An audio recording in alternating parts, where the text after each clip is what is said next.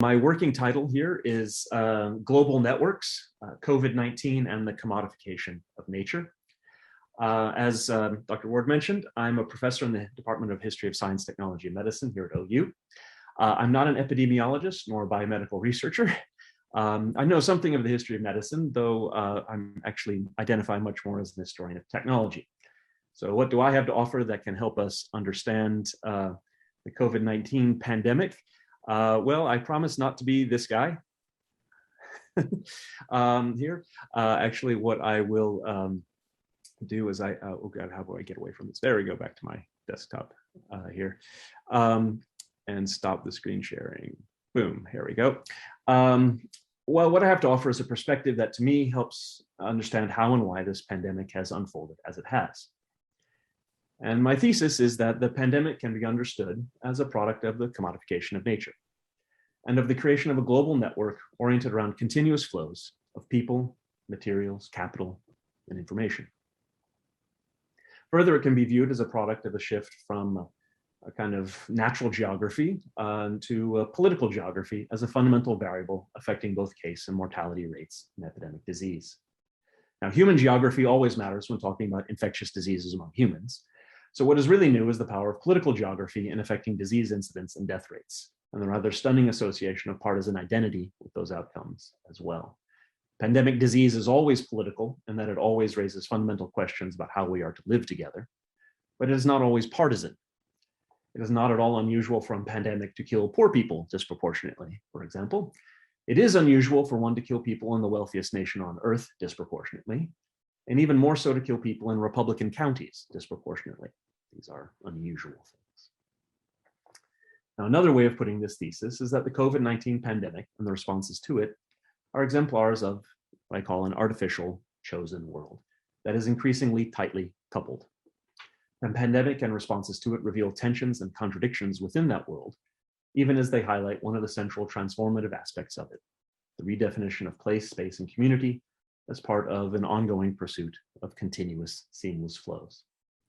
This pursuit of continuous flows is a continuing project of enabling people, materials, goods, money, information, media, data, and organisms to travel, let's say, swiftly and with as few, let's say, delays and as little friction, as few points of transshipment as possible.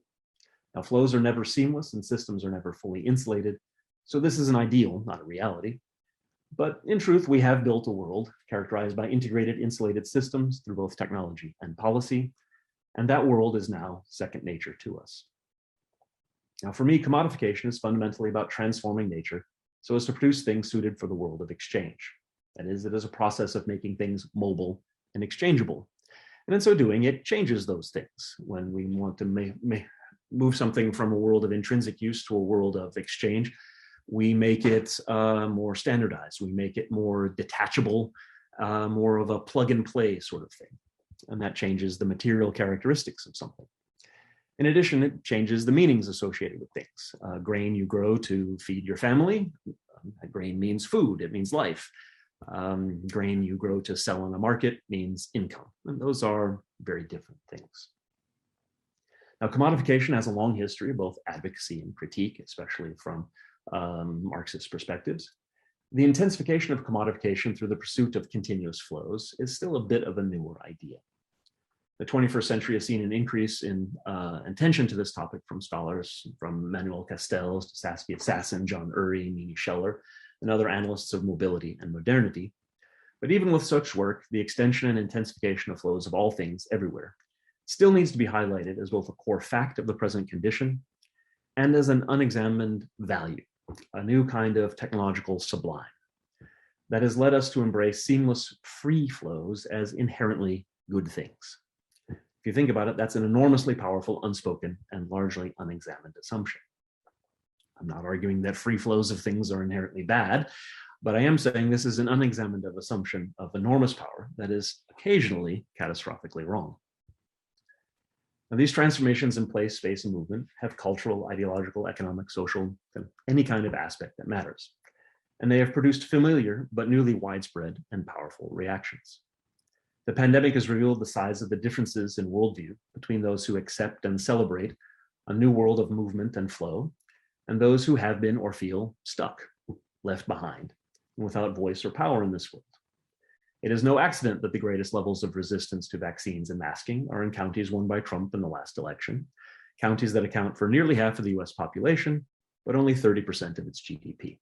Counties that, with few exceptions, not only are rural with low population densities, where you would actually expect infectious disease to travel more slowly and have less of an impact, but they're places that have lost population, or at best stayed the same, even as urban areas have grown rapidly. These are counties where education levels are markedly lower than in urban areas, and in many cases actually declining, as younger people, who tend to be more highly educated, leave these counties, with older people with less formal education and fewer options being quite literally left behind. These are counties that have been powerfully affected by the extension and intensification of the global network, but on that network's terms, not theirs.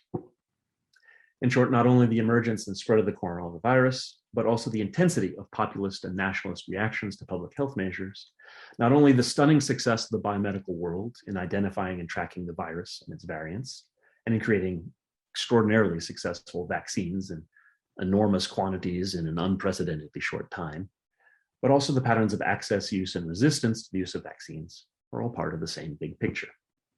The creation of an increasingly artificial chosen world that is ever more tightly coupled through global networks characterized by the pursuit of continuous, seamless flows.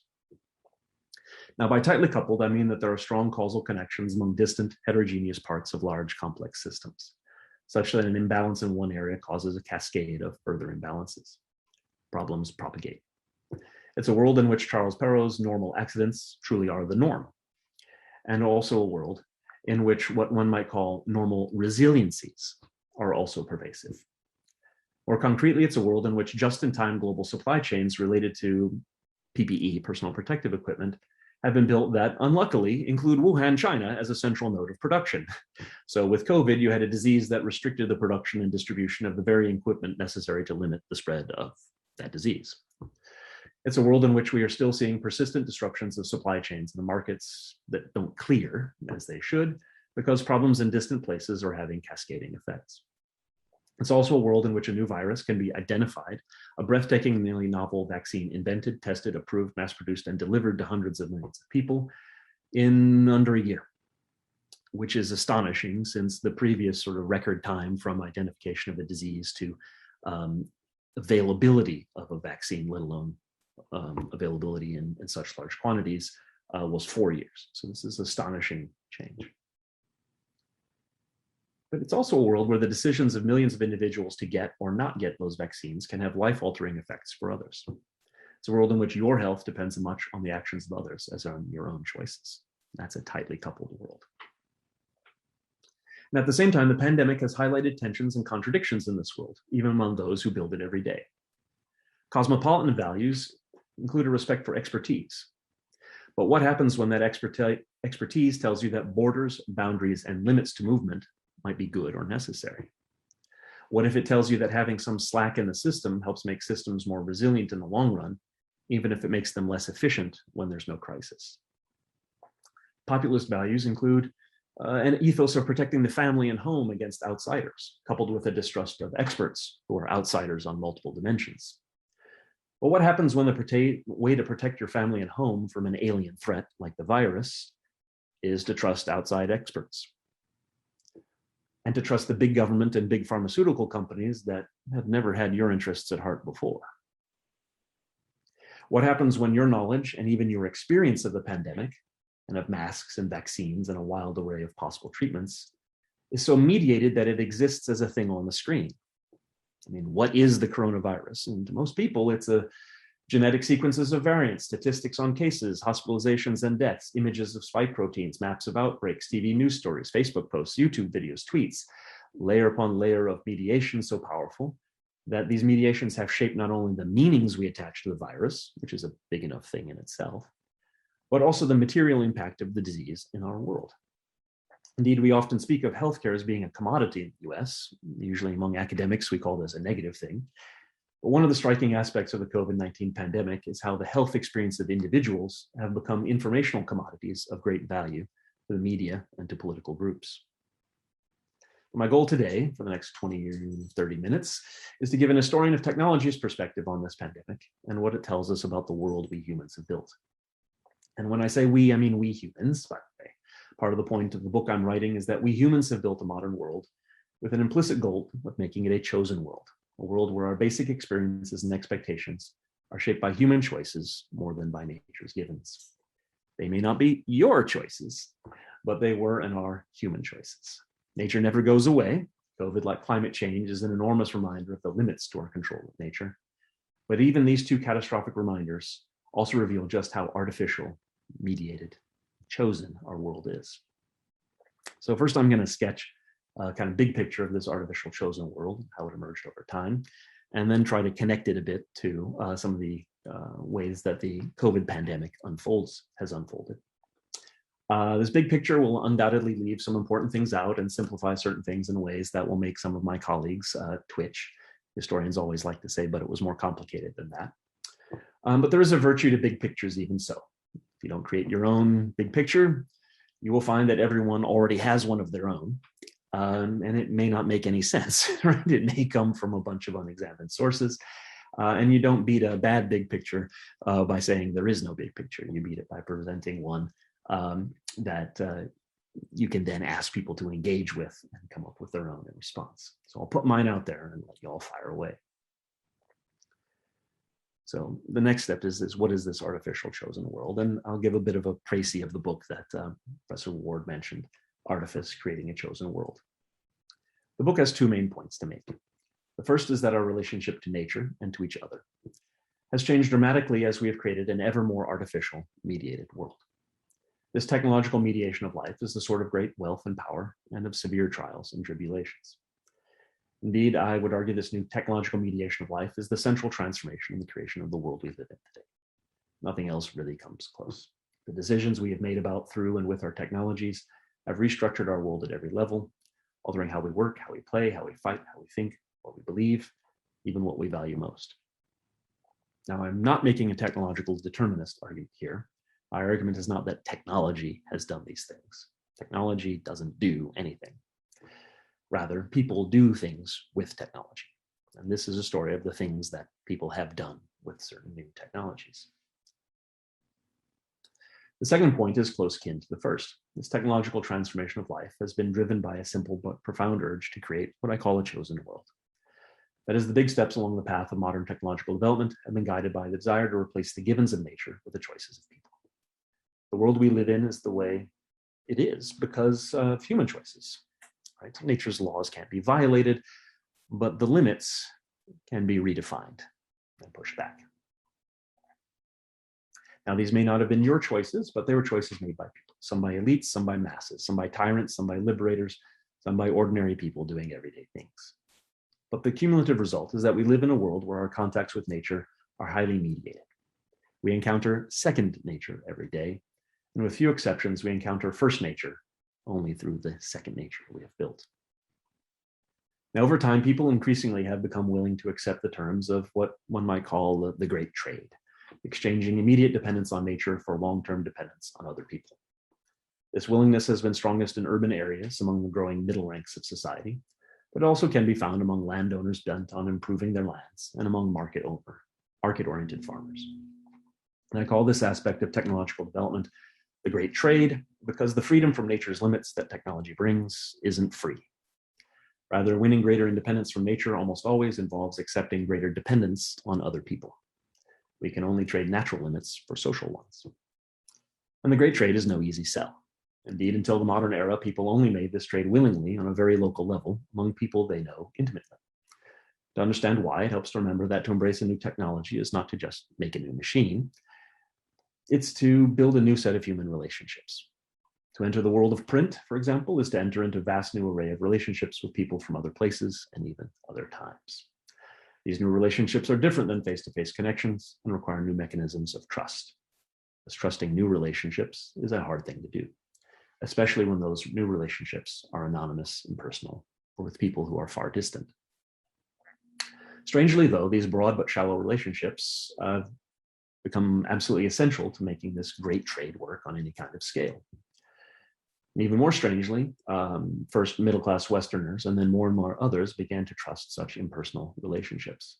Only when large numbers of people began to trust them did this great trade begin to look like a good bargain. The story of the technology in much of the modern non-Western world proves the point by counterexample.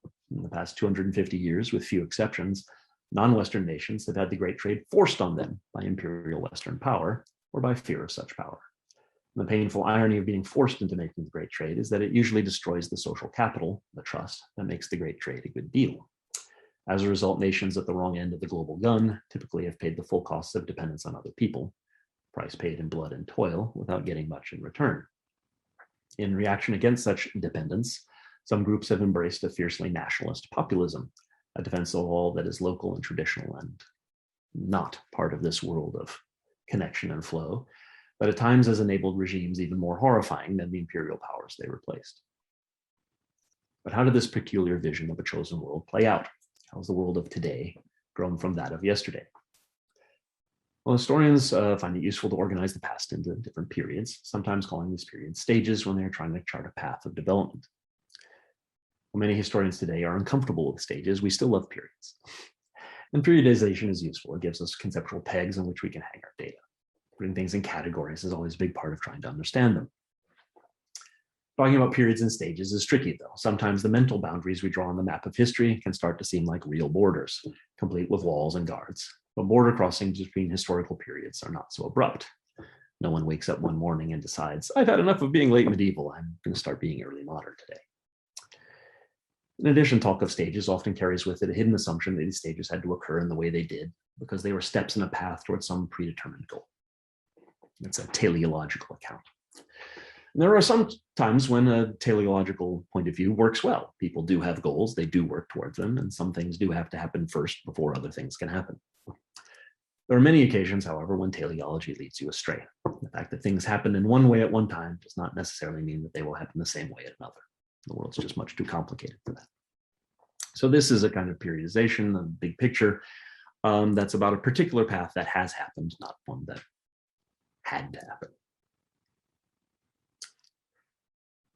I will also say that these are sort of periods and stages that are overlapping. One doesn't end when the next begins. So I think there are four main stages in the creation of our artificial chosen world, each one defined by a struggle against a certain class of limits and the corresponding development of a certain new set of technologies.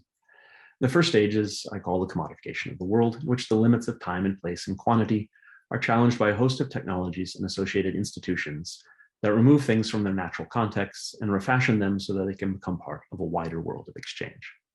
The embrace of these new technologies and institutions led to a world where more and more things had a value that was public and negotiable rather than private and intrinsic. A second stage was the control revolution, in which the variability of nature is challenged by the creation of vast, tightly integrated systems of communication, coordination, and control. These great systems enable the continuous controlled flow of all manner of things, from electricity in the power grid to the automobile on the assembly line. The control revolution can be seen as a stage in the development and intensification of commodification, the creation of new systems in which commodities can flow. But the scale and power of these systems and their integrated, insulated natures are different enough from what came before that they produced a difference in kind as well as a difference in quantity.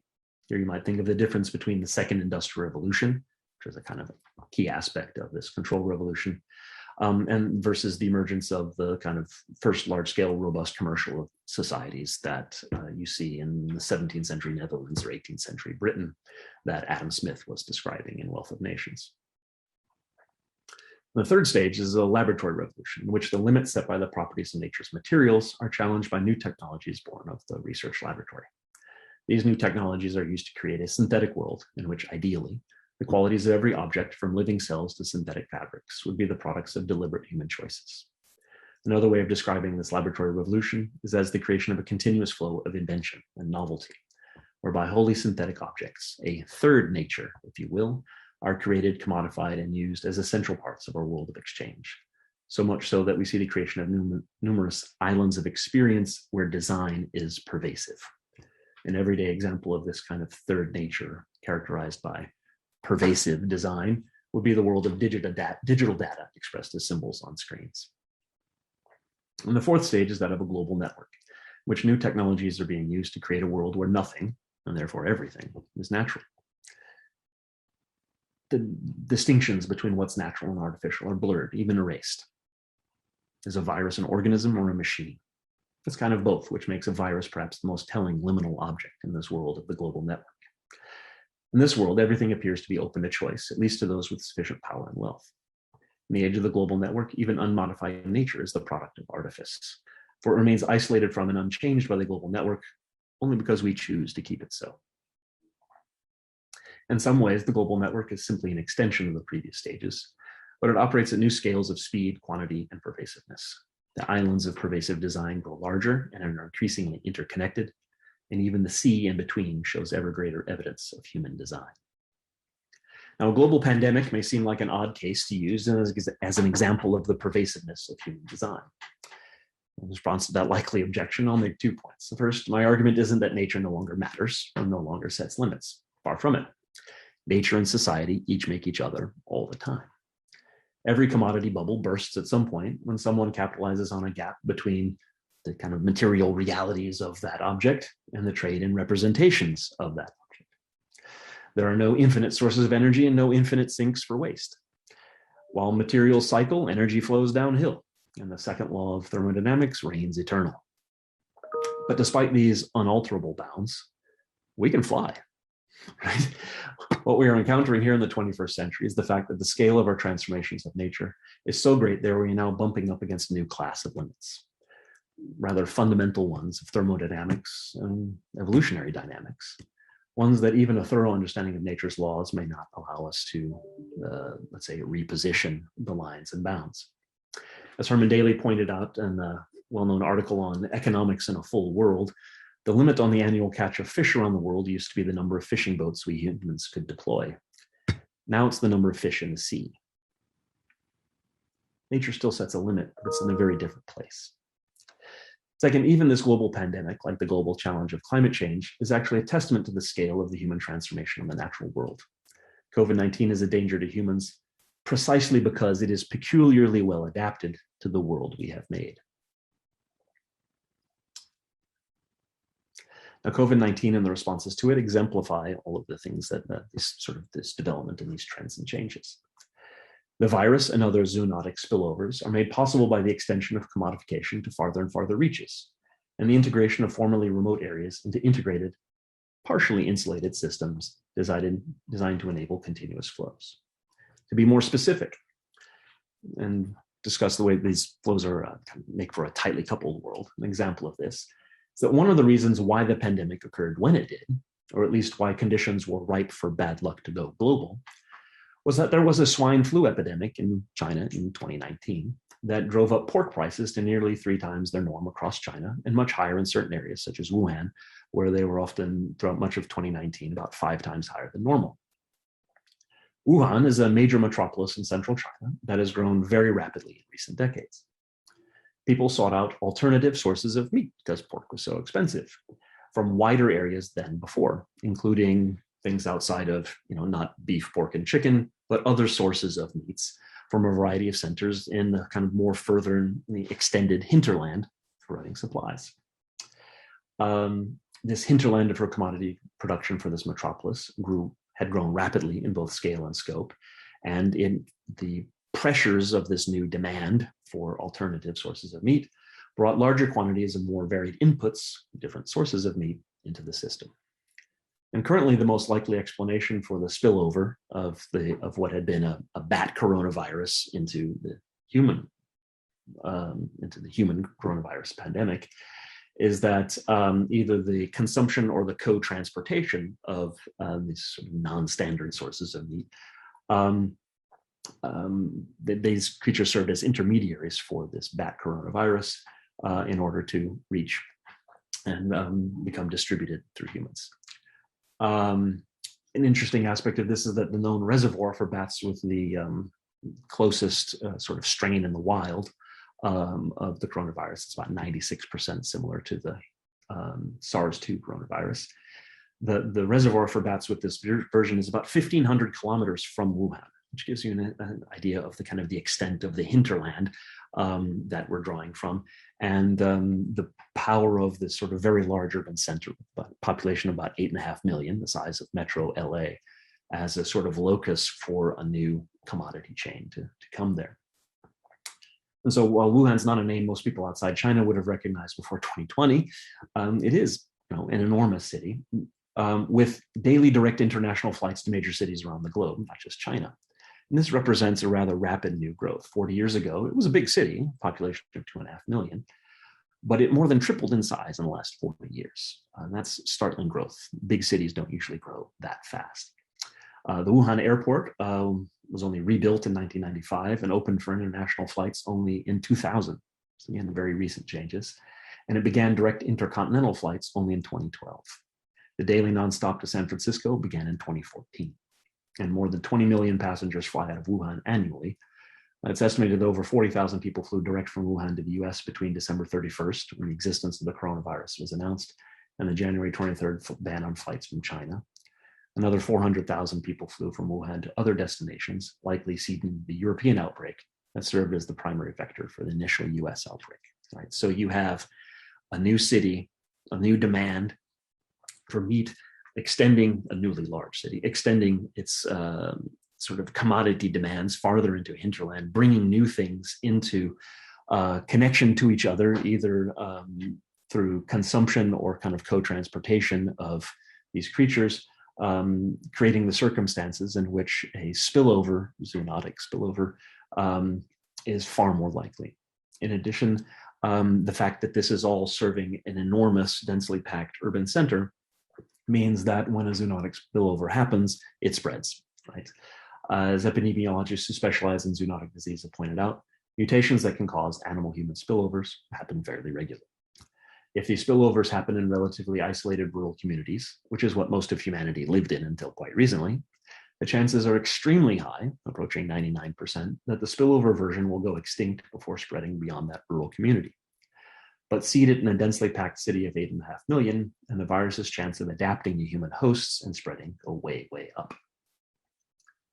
As is typical, there seem to have been different early forms of the coronavirus in circulation in Wuhan in late November to early December 2019, with the virus stabilizing into a highly transmissible form by sometime in early December, with that form then becoming the original strain, as it were, that launched the pandemic. One of the key features of systems that prioritize continuous, seamless flow is that they achieve high rates of such flows by dealing with standardized packages and by not caring what's inside those packages, right? If you care what's inside every container in every container ship, if you care what the content is of the phone call, right, then you run a bad phone network or shipping system. So long as the sounds are encoded and addressed properly, that's all you care about if you're running a phone system. So long as the container is of the proper standardized dimensions and weight and fits on your ship and has the proper addressing, that's all you really want to know if you're running the shipping network. More information actually causes problems. Our international transportation networks care a bit more about what's being transported, as nations still want to know if certain individuals or groups are crossing their borders, and they occasionally inspect shipments because of concerns about drugs or weapons. They do it a lot more if they actually really wanted to stop those shipments, but they do it periodically. But our international transportation security systems clearly are designed to foster trust rather than to really conduct inspections. Because the trust is necessary for the system to operate at scale, rather than to actually sort of ferret out everything that doesn't fit the stated goals. To be clear, heightened scrutiny at the expense of relatively free movements of people may not be a trade-off we want to make, except in crisis situations. But given the likelihood that this will be far from the last pandemic, designing air travel systems, at least, such that there can be some slack in the system that can be sort of instituted in graded ways in order to institute some kind of health surveillance, seems a likely next step. Now, this would be no small thing. Think about how every airport in the country had to be redesigned in the wake of the 9/11 attacks to enable a new flow of passengers through a new security regime. It will be important because I think there will be strong moves to create a kind of health surveillance regime for travel that's more extensive than simply stamps of immunization records on passports. It'll be important for there to be a robust public discussion about these, because surveillance systems are often abused. In addition, our intra-national transportation networks are designed to achieve flows of both people and material things by moving them in standardized containers that only get opened at the absolute minimum number of unavoidable points of transshipment. Again, this is generally a good thing, as free movement is vital to a free society. But we currently are in a situation where there is no slow button or a stop this but not that button. Movement is either fast and free or the line stops. Right? A very real danger is then a response to the catastrophic failure of relying on personal responsibility for complying with basic public health measures. A response that has always failed every time, everywhere. The danger is that we'll lay the groundwork for the opposite extreme of pervasive control built into largely invisible, unaccountable surveillance system. I don't want to sound like an extremist opposing masks or vaccines. They've lost all sense of proportionality in the dance between individual rights and public obligations. But given the rapid spread of largely invisible, largely unaccountable surveillance systems generally in this century, many of which are incorporating increasingly sophisticated biometric data and facial recognition capabilities, it will be very important for there to be robust participatory democratic debate about the true goals of public health surveillance capabilities. While there is no evidence that the virus was produced in a lab or released through a lab accident, even without such a direct connection to the laboratory revolution, the pandemic has been shaped by the lab revolution, as well as by commodification and these systems of integrated, insulated systems of distribution and mobility. Just to point out, from noting that there seemed to be a nasty new pneumonia circulating in Wuhan in December 2019, to identifying the coronavirus, sequencing its genome, and publishing that information in an online genomic database accessible to researchers around the globe, took about 7 weeks. The first Nature publication calling attention to this new virus and its genetic makeup came out February 3rd. That's a stunning product of the laboratory revolution. Similarly, variants of the virus are being tracked globally on a daily basis. Cases are being documented through polymerase chain reaction, PCR tests, as well as antigen tests. And an entirely new class of vaccines, the mRNA vaccines, was developed, tested, mass-produced, and began to be distributed on a very large scale, again, in less than a year from that publication. It's hard to wrap your mind around how astonishingly fast that is. So there are virtues to a world where there is a continuous, near seamless flow of information, discovery, and invention, a continuing laboratory revolution, even if we might sometimes wish for more slackened movements of people and things. But the laboratory revolution plays a role in more than the analysis, prevention, and treatment of the virus. It has played an enormous role in shaping public understanding of the disease.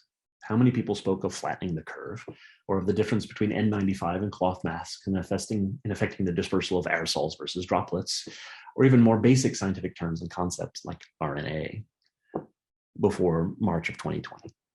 The creation and communication of new knowledge is a fundamental aspect of this laboratory revolution, and it would be impossible for us to have formed a coherent conception of this disease, either among experts or among the public, without the advances of the last 50 years in genetics and of the last 10 years in automating genetic testing. It's the ability to sort of identify variants and track their spread is something that literally could not have been done more than 10 years ago. To take but one example, the very existence of a pandemic disease is something that really only can be conceived of as one has an intellectual framework in which there's such a thing as a population, a collection of individuals that can be identified, counted, and associated with a location, and perhaps some other countable characteristics. While this concept goes back to the late 18th century and the emergence of the modern administrative state in the 19th, the creation and wide circulation of population-based data objects as everyday subjects for discussion and policymaking is a really recent thing, with rare exceptions only dating to after World War II.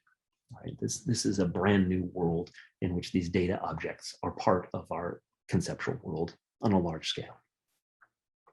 Now, I think this is an important thing to note because despite the staggering toll of deaths and hospitalizations across this country and across the world, for the vast majority of Americans and of people around the world, COVID-19 is still something that has happened to someone else. It is something that happened to a Facebook friend or a friend of a friend. In a country of 340 million people, even 700,000 dead, which we're closing in on, is 1 in 485. And most of us don't even have that many Facebook friends, let alone people one sees face-to-face on a regular basis.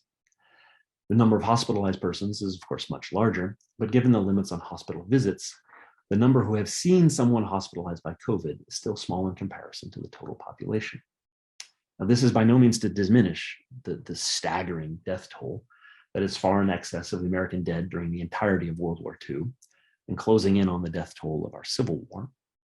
It is rather to say that even a global pandemic of enormous scale and pervasiveness is something that almost everyone experiences through highly mediated communications.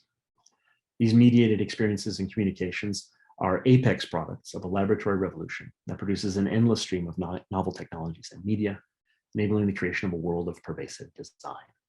Okay, just to briefly, how a great many people, let's see, I have this right here. I can share this screen right here. Oh, well, it's not pulling it. Okay, I'll go back. And just go back to here. People know the virus, it's through the coronavirus dashboard on the JHU website, through images of spike proteins and images of protests at school board meetings. In addition to a smaller subset that has this direct personal engagement of kind of tragedy and loss. This third nature, this synthetic world of wholly human creation, often can seem divorced from the reality of first or even second nature. And it's true that when the distance grows too great, there is a crisis. One might think that these crises resolve with nature, which we often equate with truth, winning in our synthetic third nature, adapting to first nature's imperatives. But actually, it's always a contested result. Last but not least, our shared experience of a world where design is pervasive, but the designers are invisible and distant, leads to the, post hoc ergo propter hoc fallacy on a mass scale. The belief that because something occurred, it was the product of design and intent.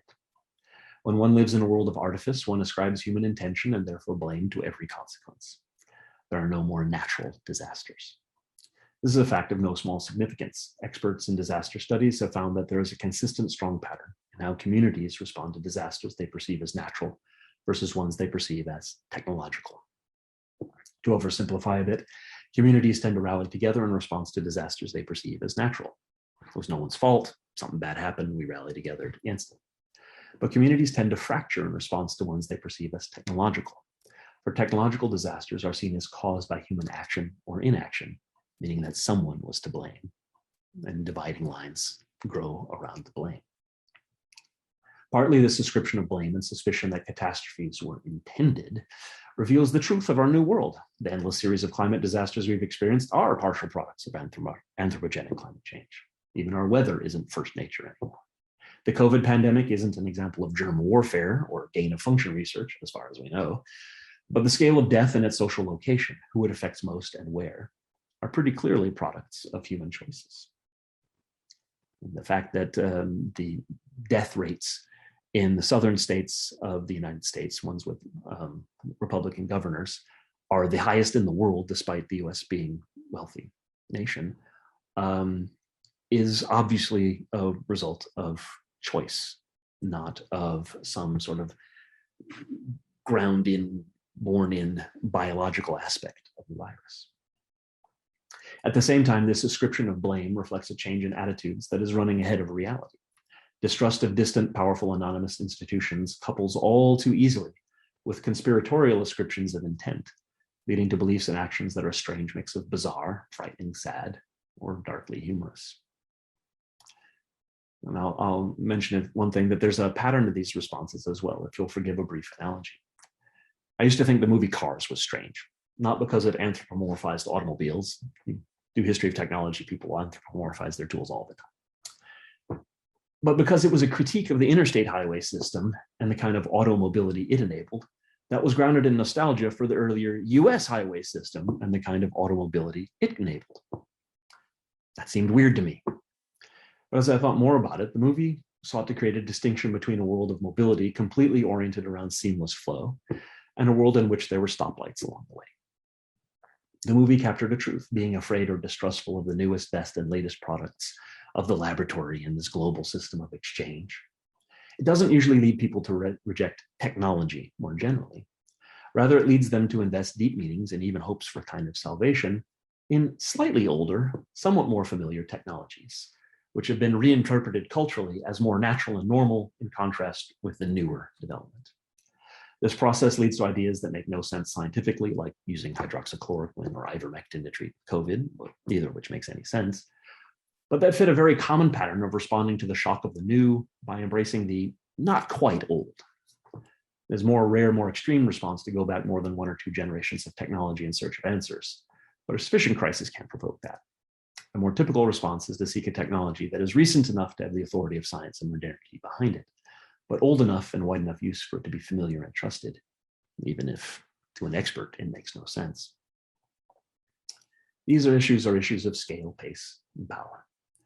The global network that is increasingly tightly coupled at new scales: quantity, speed, wealth, power, pervasiveness, and intensity. The scale of the global network has disempowered a relatively immobile class that is drawn to populist nationalist calls for reinstating bounds and limits in this new world. This class identifies with particular places, small towns, rural areas, and particular ethnicities in the US, primarily white, with local and regional religious and cultural traditions. But it doesn't really inhabit a contiguous territory and is economically dependent upon global centers. This class has gravitated to the Republican Party in the US in this century, and to other parties, like Modi's party in India, which has led to, I think, the unprecedented result that death rates are increasingly strongly associated with the partisan character of counties, which is an even stranger result given that infectious diseases do better in urban areas. For one to kill a higher percentage of the population of a rural area, small town, is a shocking testament to the power of this kind of populist identity. Unfortunately, as populist nationalism is deeply grounded in fears of danger coming from the outside, and pandemic disease is actually a danger that comes from the outside, we should probably expect the pandemic to reinforce populist nationalism in those communities, rather than expecting to see some kind of light dawn on them when the death toll gets too high to reframe in the light of expertise. I think I'm about out of time, so I'll end on that cheerful note and throw things open for questions. I hope this gives perspective on the disease that is useful. Thank you so much, Dr. Heyck. Connor, do we have any questions that you've already received? I want to encourage people to put their questions directly into either the Q&A or the chat. I do have a couple of preliminary questions, though, and I'd like to ask them of Dr. Heyck. Dr. Heyck, we know that you've taught this material in the undergraduate classroom, and I'd like to ask you, what are some of the most frequently asked questions or immediate responses that you've noticed among undergraduates, albeit often an audience that is self-selecting, history of science majors, but nonetheless, what you've proposed today and the ways in which you're describing both the achievements of our globally networked system and the fact that this virus is born of it and will spread accordingly, and yet will also, I would say, damage it. What are the most typical responses of the undergraduates here at OU when you present this information in an undergraduate classroom setting? Yeah, that's very interesting. I think one of the things that has been very interesting since when I talk about COVID in particular is this idea that sort of public health questions and pandemic disease sort of is always political because it always involves questions about how we are to live together. It always involves these questions of sort of power and access and these sorts of things. But these questions don't always, actually usually don't kind of line up on these sort of partisan lines where sort of they become part of a certain partisan identity, right? To be on one side or the other, which I think is enormously destructive because it leads people who are in favor of these public health measures to have them wrapped up in their identity. And so they can be blinded to any possibility of a rational objection to those measures, right? Whereas on the other side, the people who are objecting those measures, if objection becomes part of their identity, then and those measures are actually helpful, right? Then you know, lots of people die, and the tensions just grow, right? And it feeds a division, and that really sort of seemed to strike a chord with students. We had a long and interesting discussion about that on a couple of occasions. When I talk about the history of technology more generally and talk about kind of commodification and these systems of exchange flow, they're usually fascinated with this whole idea of kind of commodification of nature, that making things a commodity changes the thing and its meaning. And they found that very interesting, and have tried to sort of apply, it's not an original idea to me, but it's they found it very interesting to try to apply that to sort of things that are going on in their lives today, about what are areas of life that might have been very sort of personal and private, having a certain meaning that's very much only in that kind of private use, that are now part of this sort of world and exchange, and therefore it's kind of public and negotiable. Right? And that usually gets some very interesting discussions going, particularly about aspects of identity, in which things like, even like what sex or gender, what gender you identify as, is now seen as a kind of this sort of public and negotiable thing sometimes, right? It's quite of this new kind of meaning, and particularly in sort of the media representations, like you're representing yourself to others through a screen. So those are the things that some people have really kind of latched onto, and that. They also like, my sort of tagline for the history of technology classes is technology and society each make each other all the time, and that shows up in a lot of exam papers. Yeah. We do have a question as well coming in here from Brian Fiedler, Unter, and I'd like to just briefly paraphrase the question. How can we explain per capita death rates that are so different in different states? And he's noticing low death rates in the Dakotas and higher death rates in New Jersey, Mississippi, New York, Louisiana. So again, I'm not an epidemiologist, but my understanding of the way this goes is that the death rates have changed very much over time. Right, the first wave of the pandemic was very much an urban pandemic, which you would kind of expect. That's where pandemics hit hardest, and where dense concentrations of people facilitate rapid spreads of disease, especially early on. So you had enormous death tolls in New York and New Jersey, in particular, but that over time, and in particular since in this sort of third wave, I guess, that we're in right now, the Delta wave, you're seeing, if you break it down by county, there's a kind of really strong partisan breakdown in which counties that have opposed certain public health measures, in which low rates of vaccination and low rates of masking are having much higher death rates than ones that have imposed those measures, are seeing much lower death rates. Which is all the more startling because the counties that have opposed those measures are very low population density counties by and large, where you would expect to see lower death rates. South Dakota, North Dakota, South Dakota is actually seeing an enormous spike in death rates per capita. And the Sturgis biker rally played an enormous role in seeding. It was a giant super spreader event in the first wave last year, and I'm hoping it isn't for the Delta wave, but it looks like it might be. So that's my general understanding, is that when you look at the distribution of death rates over time, like the initial wave kind of fits what you would think of as normal epidemiological pattern of hitting denser populations harder.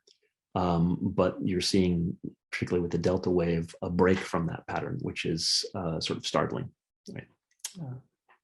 Thank you.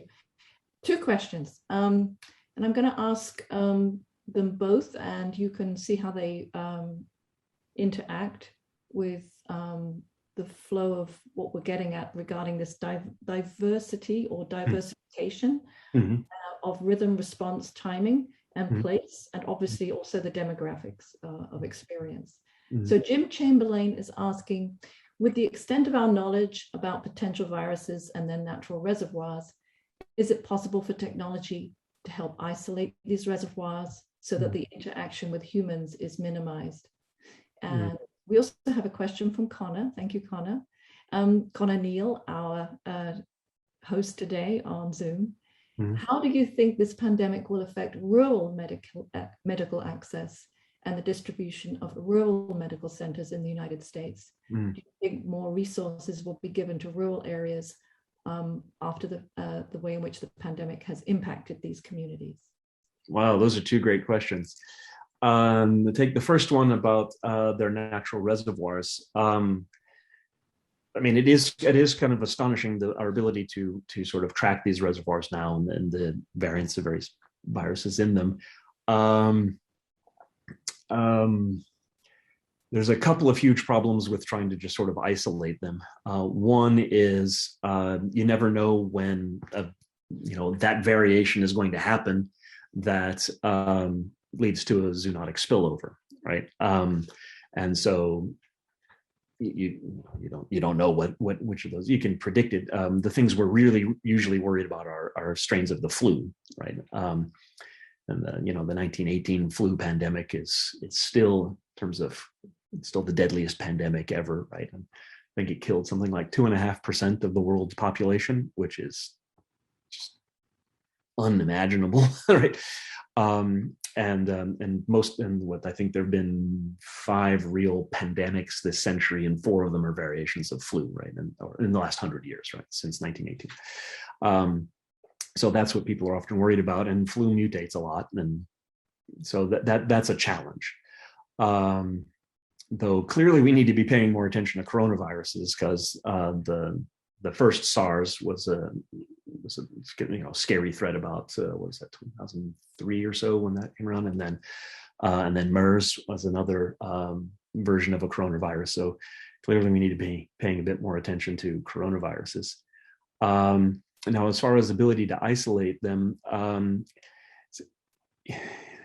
in some ways that would be a very good thing, but isolating natural reservoirs like that goes against like the entire logic that I've just outlined of what our world is doing, is intensifying the commodification of nature in order to draw everything, so that every rural area is becoming the hinterland for a large urban area, right? These extension of these flows is intensifying, and it would take a very, very marked change in attitude to think about putting some sort of limits and bounds on that. It's something that would be very interesting. There's an idea for setting aside natural preserves for sort of climate change. We're going to set aside this area so that it will remain a rainforest, and process that carbon dioxide into oxygen, or sort of various kinds of debt for nature swaps. And there might be some analog to that in the medical world. But I think it's probably more likely that we'll see kind of increased systems of inspection and surveillance that are sort of more automatic and that don't interfere with this process.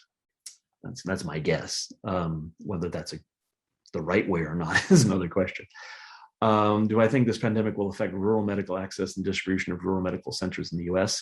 That's another part of the story that's the pandemic has revealed, has been a real hollowing out of medical access in rural areas, as I guess you would say, as price pressures and cost pressures have transformed medical access throughout the country, and it's revealing sort of enormous problems and gaps in access. I really hope so, that it leads to a reevaluation and funding of this. You do have a weird political alignment right now, in that the people who are most likely to propose spending more money on rural medical access are not from the party that is representing rural areas. And you'd think that would be an area where the two parties could actually find an alignment, and that would depend upon the two parties coming to a point where they decided that it was in both their interests to have a success, as opposed to only seeing their advantage when the other party fails.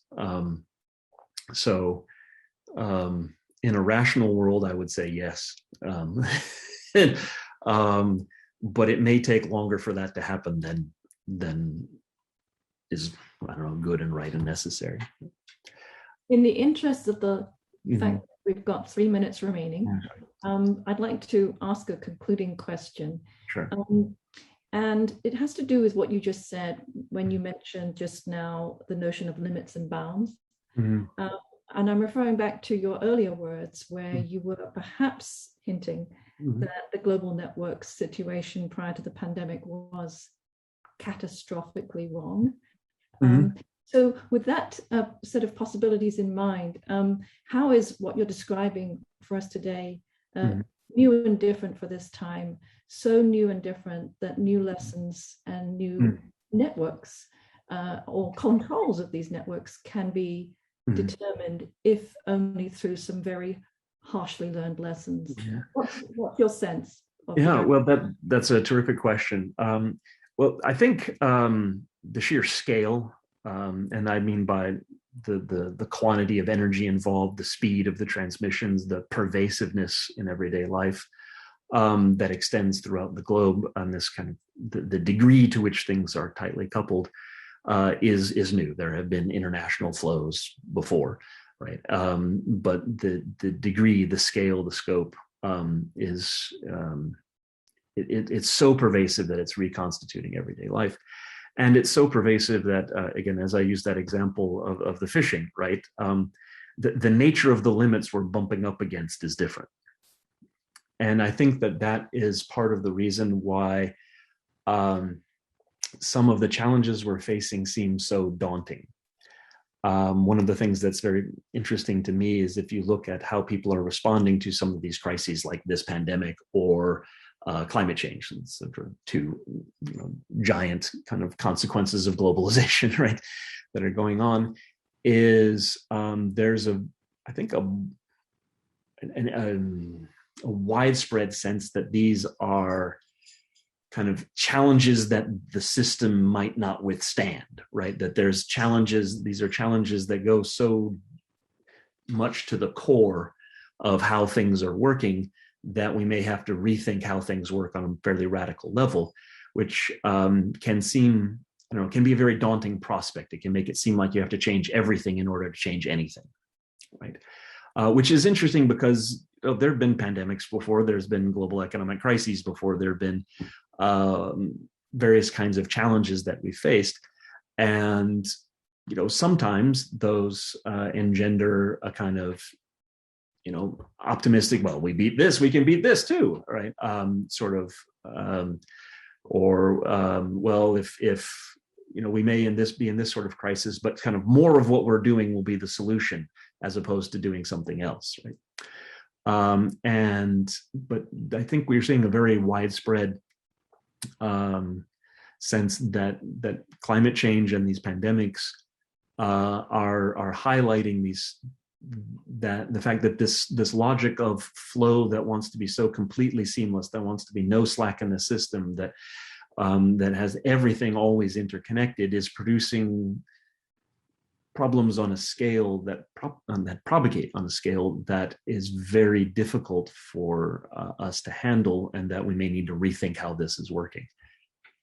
I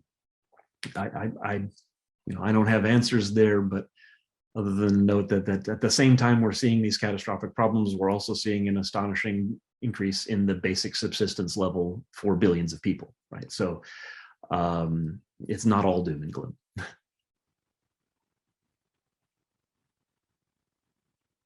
Okay, everyone else free? Oh, there you are, Jen. You froze for me for a second. I'm sorry. I was just saying we want to thank you for your presentation today, Dr. Heyck, and humanity and health. Okay. Thank you, everyone, for coming. All right. Thank you very much. And if anybody wants to fire me a question, I can try to respond. I can hang out a little longer. I don't know if the webinar has to end at this moment. We have to end, but everyone can follow up with you over email. Thank you so much. All right. Thank you much. Hope it was interesting. Thank you. Bye-bye.